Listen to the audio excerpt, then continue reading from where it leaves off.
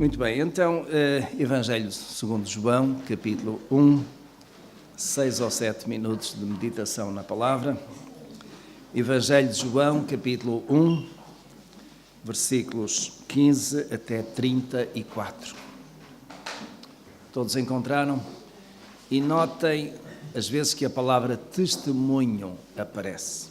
João, capítulo 1, versículo 15. João deu testemunho dele e clamou, dizendo: Este é aquele de quem eu disse: o que vem depois de mim passou adiante de mim, porque antes de mim ele já existia. Pois todos nós recebemos da sua plenitude e graça sobre graça. Porque a lei foi dada por meio de Moisés, a graça e a verdade vieram por Jesus Cristo. Ninguém jamais viu a Deus. O Deus unigênito que está no seio do Pai, esse o deu a conhecer. E este foi o testemunho de João, quando os judeus lhe enviaram de Jerusalém sacerdotes e levitas para lhe perguntarem: Quem és tu? Ele, pois, confessou e não negou: Eu não sou o Cristo. Ao que lhe perguntaram: Pois quê? És tu Elias? Respondeu ele: Não sou. És tu o profeta? E respondeu: Não. Disseram-lhe, pois: Quem és? Para podermos dar resposta aos que nos enviaram: Que dizes de ti mesmo? Respondeu ele: Eu sou a voz do que clama no deserto. Endireitai o caminho do Senhor, como disse o profeta Isaías. E os que tinham sido enviados eram dos fariseus. Então lhe perguntaram: Por que batizas, pois, se tu não és o Cristo, nem Elias, nem o profeta? Respondeu-lhes Jesus: Eu batizo em água. No meio de vós está um que vós não conheceis. Aquele que vem depois de mim, de quem eu não sou digno de desatar a correia da alparca. Estas coisas aconteceram em Betânia, além do Jordão, onde João estava batizando. No dia seguinte, João viu a Jesus que vinha para ele e disse: Eis o Cordeiro de Deus que tira o pecado do mundo. Este é aquele de quem eu disse: Depois de mim vem um varão que passou adiante de mim, porque antes de mim ele já existia. Eu não o conhecia, mas para que ele fosse manifestado a Israel, é que vim batizando em água. E João deu testemunho, dizendo: Vi o Espírito descer do céu como pomba e repousar sobre ele. Eu não o conhecia, mas o que me enviou a batizar em água, esse me disse: Aquele sobre quem vires descer o Espírito e sobre ele permanecer, esse é o que batiza no Espírito Santo. Eu mesmo vi e já vos dei testemunho de que este é o Filho de Deus.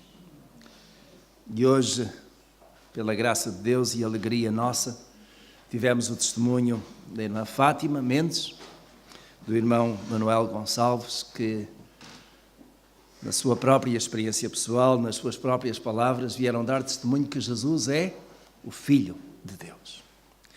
Que Jesus é, na verdade, maior do que João Batista. Que João Batista mais não foi do que um enviado, um chamado da parte de Deus para vir preparar o caminho daquele que haveria de levar as almas ao Pai. João Batista veio como voz, clamando no deserto, clamar-se por arrependimento, clamar-se por entrega, clamar por mudança de vida.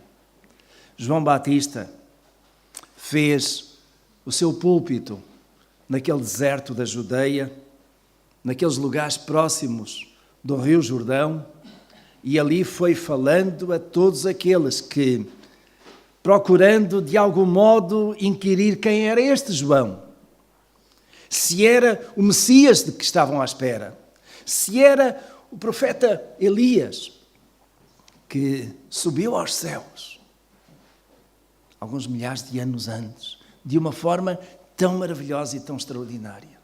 Se era algum profeta, simplesmente, porque eles estavam, de facto, já há 400 anos sem ouvir a voz de Deus através de profeta. Então, quem és tu? E João colocou-se no seu lugar. Ele não era mais do que um servo de Deus. de alguém que com toda a sua humildade aceitou a chamada de Deus para cumprir uma missão. E essa missão era dar testemunho de Jesus. Do Jesus que já tinha entrado no mundo dos homens.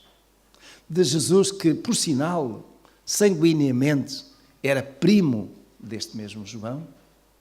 De um Jesus que nasceu 6 meses depois do nascimento de João. De um Jesus que era muito maior do que João. E ele vai dar testemunho, não apenas daquilo que Deus, através do Espírito, lhe deu a conhecer, mas também da sua própria experiência. Quando ele aqui mesmo, no verso 24, diz, eu mesmo vi.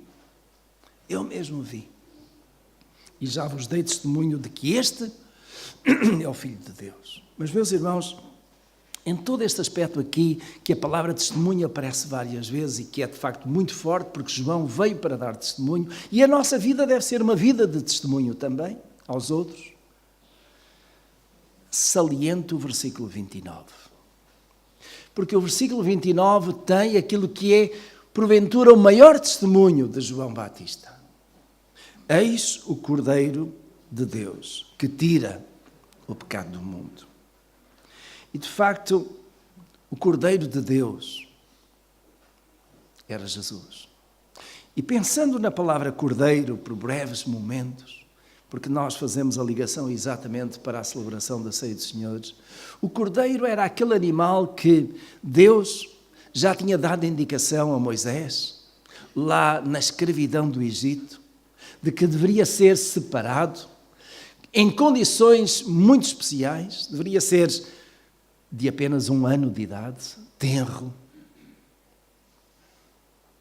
perfeito, sem mácula. E esse cordeiro seria morto, retirado o seu sangue, colocado nas ombreiras ali à volta da porta da casa dos judeus, daqueles que tinham fé para crer que por esta palavra eles seriam salvos.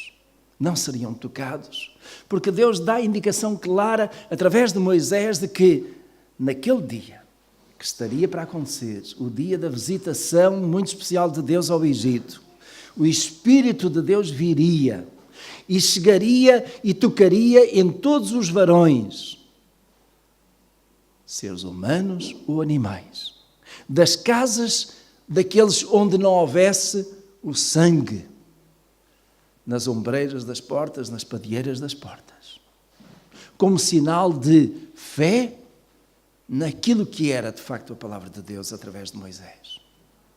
E esse mesmo cordeiro seria usado também para a refeição pascal.